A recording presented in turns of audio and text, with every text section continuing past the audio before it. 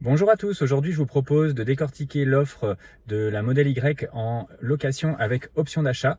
Et donc nous allons comparer les différents prix entre le Model Y propulsion classique, le Model Y propulsion long range et le Model Y 4 roues motrices long range. Donc bon, et puis je mettrai quand même, je ferai un petit mot sur la Model 3 pour pouvoir l'avoir en tête. Alors vous le savez, donc moi je suis équipé d'une Model 3 propulsion de 2022.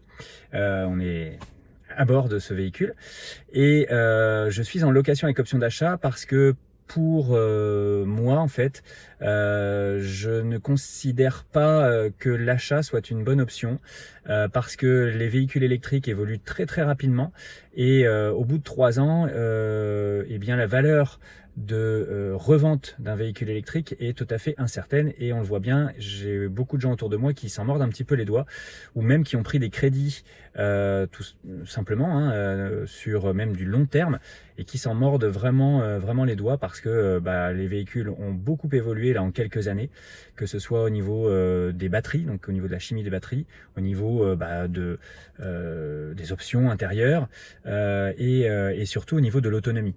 Donc pour ma part, c'est un choix que je continuerai à conseiller si vous êtes sur le renouvellement d'un véhicule.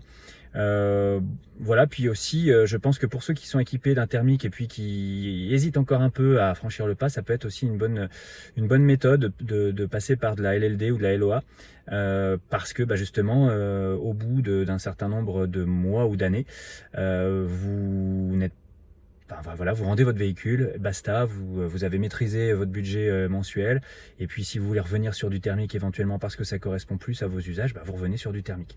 Voilà, enfin en tout cas, moi je resterai sur cette option de LOA. Et donc effectivement, il y a une quinzaine de jours maintenant, vous avez suivi l'actualité bien entendu, et vous avez vu que Tesla avait sorti une Model Y propulsion long range, donc avec simplement un moteur et non pas deux moteurs comme la long range classique et à un prix tout à fait canon. Donc bon, je vais pas vous décortiquer toute la voiture et ses spécificités techniques, on en parlera rapidement quand même parce qu'il y a des choses qu'on va évoquer, mais vous avez déjà sans doute vu plein de vidéos sur le sujet, et puis si vous n'avez pas encore vu, voilà, regardez la vidéo par exemple de Tesla Geek qui est très bien et qui vous fait un petit comparatif assez précis. Moi, je vais plutôt vous parler de la LOA parce que j'ai remarqué une incohérence ou deux sur les tarifs qui sont annoncés. Et voilà. Donc, on va regarder ça ensemble. Alors on va jeter un œil, je ne veux pas vous priver de ce plaisir de voir cette belle voiture, la Model Y, je la trouve très jolie. Donc on va aller voir les caractéristiques, vous la connaissez, je ne vais pas vous la présenter dans ces détails, mais allons voir rapidement les caractéristiques de ce nouveau modèle propulsion, qui a été lancé il y a une quinzaine de jours, un petit peu par surprise, je dirais, de la part de Tesla. Donc vous voyez les modèles, donc performance, grande autonomie AWD, donc ça c'est 4 roues motrices, grande autonomie RWD, donc propulsion, et puis le modèle propulsion. Donc on va se mettre sur la grande autonomie pour tout de suite regarder ces caractéristiques rapidement que vous connaissez déjà. Donc surtout, c'est une autonomie de dingue avec 600 km WLTP avec les jantes 19 pouces. C'est tout simplement la Model Y dotée de la plus grande autonomie à ce jour. Vous êtes sur une batterie NMC, donc c'est la batterie de la grande autonomie 4 roues motrices, et également avec une accélération qui est supérieure au modèle propulsion, puisque vous ferez le 0 à 100 en 5 secondes 9 au lieu de 6 secondes. Les dimensions, ça change pas, donc voilà, je passe rapidement. Au niveau de la recharge, ça diffère aussi quelque peu puisque vous serez donc doté d'une puissance, d'une recharge maximum à 250 kW maximum au lieu de 170 kW max pour le modèle propulsion. Voilà, donc je me suis rendu dans le configurateur Tesla Model Y et puis j'ai fait mes petites comparaisons que je vais vous montrer dans un tableau tout de suite. Alors voilà mon petit tableau, donc il est tout simple, hein. Vous avez donc les différents modèles que j'ai comparés donc dans la colonne de gauche, et puis ensuite bah, les caractéristiques de ces modèles, en tout cas les caractéristiques principales, et ce que vous ne voyez pas, c'est la partie financière que je vous montrerai juste après. Mais je voulais quand même qu'on puisse aborder d'abord les grandes différences pour ensuite aller voir la partie financière. Donc je les résume. Modèle Y propulsion standard, 455 km d'autonomie WLTP. Moi, ce qui m'inquiète un petit peu, parce que j'aimerais en fait éventuellement changer l'année prochaine mon véhicule, puisque je serai en fin de LOA, j'aimerais le remplacer par peut-être un modèle Y. Mais là, je perdrais en autonomie par rapport à ma modèle 3 propulsion d'aujourd'hui. Et bon, voilà, voilà, ça m'embête un tout petit peu, même si au final, c'est pas si dérangeant que ça. Mais enfin bon, c'est rassurant d'avoir un peu plus d'autonomie. Modèle Y propulsion LR donc vous offre la meilleure autonomie avec 600 km norme WLTP. Modèle Y grande autonomie, transmission intégrale, on est à 533 km. Je rappelle qu'on est sur la même batterie donc type NMC, contrairement au modèle Y propulsion standard où vous serez avec une batterie LFP. C'est également la batterie qui équipe aujourd'hui mon véhicule. Donc la différence, c'est que sur la batterie LFP, vous allez pouvoir recharger au quotidien à 100% sans aucun souci, c'est même recommandé, alors que pour des batteries NMC, eh bien, on vous conseille de rester dans une plage entre 20 et 80%. Ensuite, la modèle 3 propulsion, donc classique, hein, 513 km d'autonomie avec une batterie LFP. Je vous ai fait une petite comparaison aussi des puissances de recharge max. Donc avec le modèle Y propulsion LR, vous serez à 250 kW de puissance de recharge max, comme le modèle Y grande autonomie transmission intégrale, au lieu des 170 kW sur le modèle Y propulsion standard. Ce qui fait donc en comparant les temps de recharge, pour un 1080 au superchargeur V1, V2, donc 20 minutes de recharge pour le modèle Y propulsion standard et 22 minutes de recharge de 10 à 80% pour un modèle Y propulsion LR ou transmission intégrale. 19 minutes pour le modèle 3 propulsion. Ce qui peut être aussi intéressant, c'est le temps de recharge avec un superchargeur V3 si vous avez la chance de pouvoir vous recharger sur ces versions plus puissantes de superchargeurs. Donc là, on serait donc sur 19 minutes avec sur le superchargeur V3, puisque le superchargeur V3 vous permettra avec le modèle Y propulsion standard de charger théoriquement jusqu'à 170 kW. Voilà, et alors que sur le V1, V2, vous seriez limité à 150 kW. Concernant le modèle Y propulsion LR et le modèle Y grande autonomie transmission intégrale, on sera sur le même temps, bien entendu, hein, c'est normal, 17 minutes de recharge pour faire un 10-80.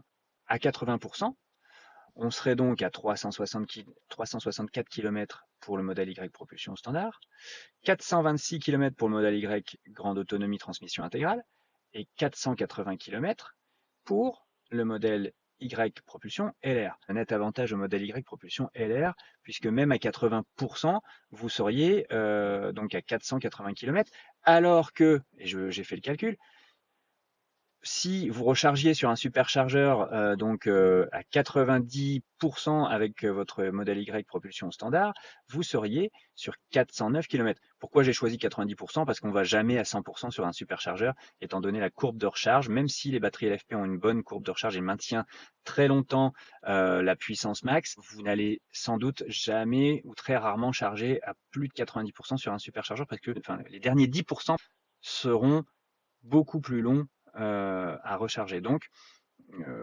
si on s'arrête à 90%, on sera à 409 km théoriques d'autonomie sur le modèle Y propulsion standard, alors que à 80% et donc en 17 minutes, vous seriez donc à 480 km d'autonomie avec un modèle Y propulsion LR. Et même 426 km avec la transmission intégrale.